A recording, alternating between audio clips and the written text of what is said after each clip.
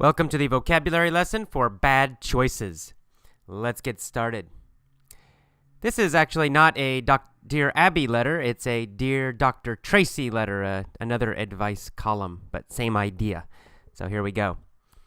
Okay, first of all, in the beginning, we see the word divorced. Of course, divorced means you're not married anymore. You were married and then you broke the marriage. Now you are divorced. Okay, and then we see the word approximately. Approximately means about, almost, kind of. So she says, I've been divorced for approximately 3 years.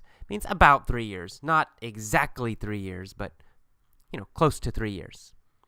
Okay, and then she said when she met her new boyfriend, she said they hit it off very quickly. When you talk about people hitting it off or to hit it off, it means you like each other very quickly. So you go to a party, you meet someone new, and you say, wow, we hit it off. It means you started talking and immediately or very quickly you liked each other. So that's to hit it off. Sometimes it's used with dating, sometimes just friendship is fine also. Okay. Then a little bit later in the paragraph, she says she found out that her boyfriend was fooling around with someone else. Now, in this case, in a situation, fooling around in a dating situation means basically having sex with somebody. And it has an idea of very casual. It's not a deep, serious relationship. So if you say, someone asks you, are you dating? Are you dating that person? And you say, no, we're just fooling around. It just means you're just having fun, maybe having sex, but that's all. It's not a super serious relationship. So her boyfriend was fooling around with someone else. She found out that he was having sex with somebody else. And of course, she's not happy. All right, and then she said, I figured that since we didn't have a committed relationship, that it was no problem. I figured means I thought. Sometimes we'll say, I figure this is a good thing to do. It means I think it's a good thing to do. So to figure means to think. It has other meanings maybe too, but in this case, and usually, it's kind of a casual way to say think or believe. Okay, and then she said she figured she had no place to say anything, because they did not have a committed relationship.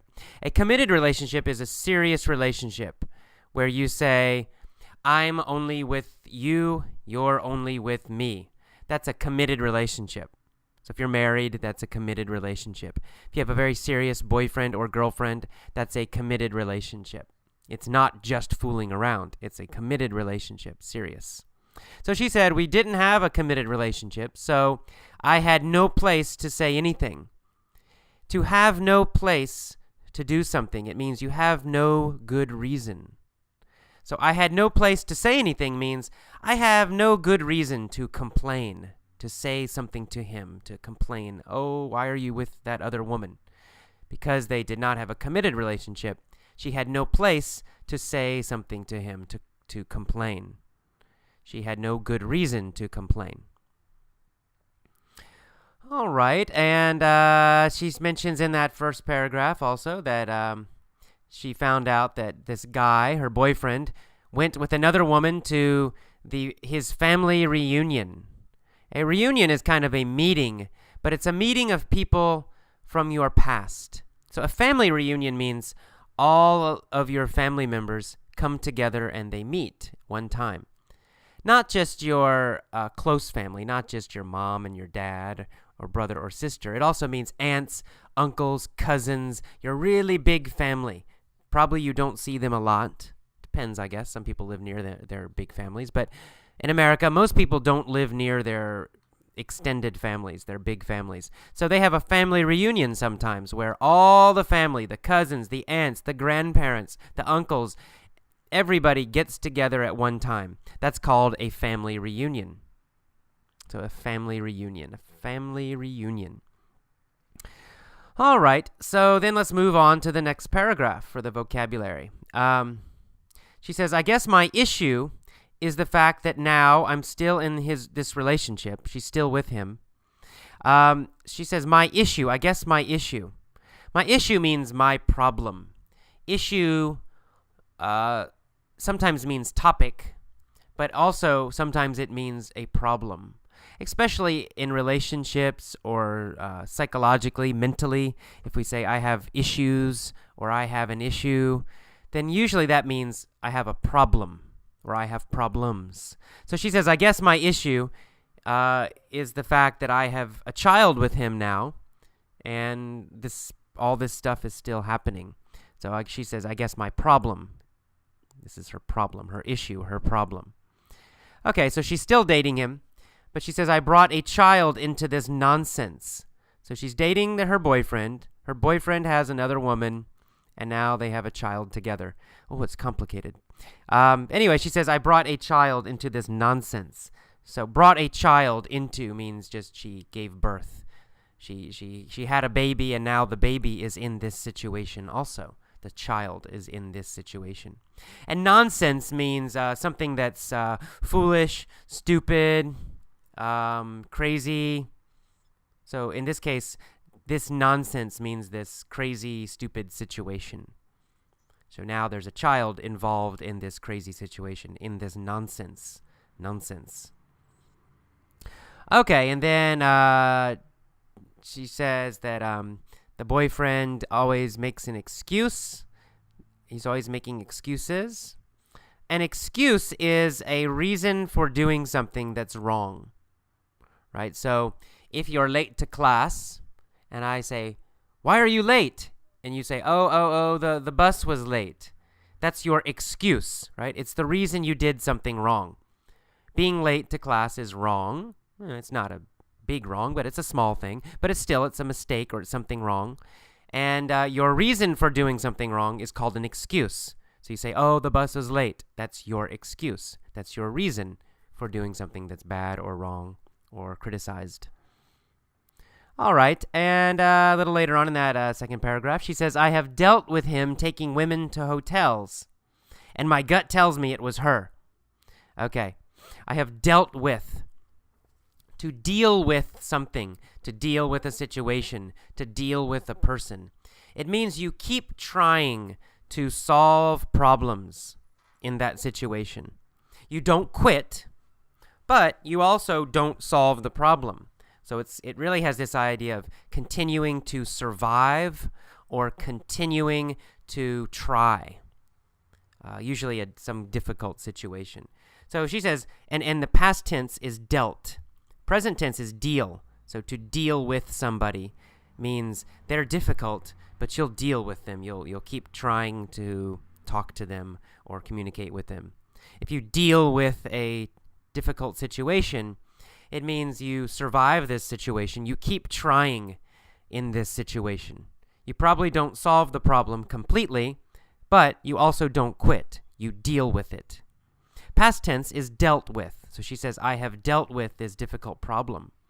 It's actually present perfect, but anyway. I have dealt with him taking women to hotels. So her boyfriend takes other girls to hotels, and she's dealing with this, or she has dealt with this. So it means it keeps happening, and she keeps trying to survive the situation, but she can't. Another word or phrase with the same meaning is to handle a situation, to handle a person. So she could say, I have handled him taking women to hotels. It's the same basic meaning as dealt or deal. All right, and then she says in that same sentence, my gut tells me it was her. Her means his ex-wife, this one person. My gut tells me means you have a feeling, a deep feeling about some information or something. So my gut tells me it was her. It means she has a feeling, a deep feeling that it was this other woman. But she really doesn't know. A gut feeling, or to have your gut tell you, it means it's not your brain. It's not your logical, normal brain, not your normal mind. It's not that you have good information or you see something happen or you thinking clearly. It's more of an emotion, a deep instinct, a deep intuition, a deep feeling that something is happening or something is wrong. So my gut tells me it was her. She feels it was this other woman. Right? She's not sure. She didn't see the other woman, but she feels it. She feels it deep down. And gut means stomach. Right? Gut means stomach. So it means my stomach tells me. My gut tells me. So it's this deep feeling about something, an intuition. All right, and then starting the next paragraph, she says, I have tried to get over all the cheating. To get over something, of course it has a direct meaning, but in this it also has another meaning, and that is to get over means to forget or to forgive and forget. So I have tried to get over all the cheating. Cheating, of course, means him seeing other women. So she's tried to forget it. She's tried to get over it. She's tried to forget it and not worry about it anymore. To get over someone. For example, if you have an ex-girlfriend, you break up, and after 1 month, you're still very sad. Oh, I'm so sad, right? You can't get over her. But after 6 months, you feel okay, you forget her, it's no problem. If you see her, you're not upset. Then you can say, I got over her. Past tense, right? I got over her. Okay. A little bit later in that paragraph, you see the word, I stand up for myself against his family. I stand up for myself. To stand up for yourself means you fight for yourself.